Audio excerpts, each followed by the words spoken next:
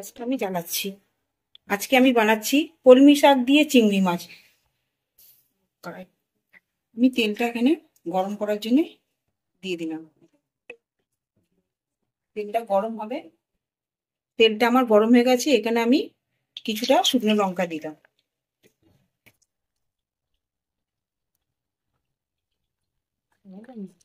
এখানে আমি রসুন দিয়ে দিলাম। রসুনটা একটুখানি লাল লাল করে একটু ভেজে নেব।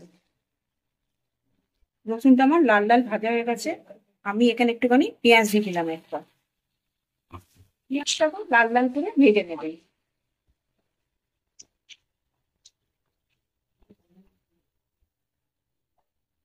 এতে আমি চিংড়ি মাছ দিয়ে দিলাম।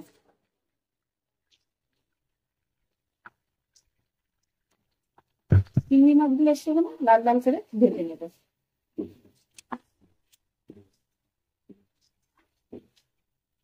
আমি একটু নুন দিয়ে দিলাম।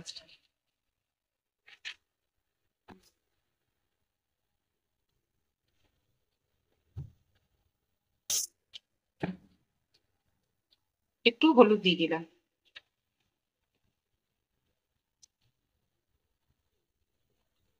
ভালো করে এটাকে আমি ভেজে নেব।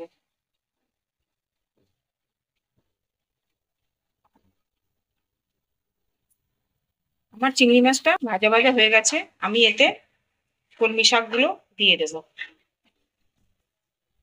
শাকগুলো আমি দিয়ে দিলাম।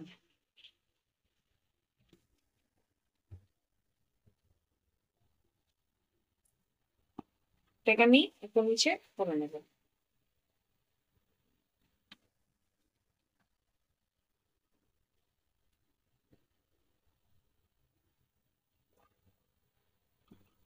আমি এটাকে ঢাকা দিয়ে দিলাম।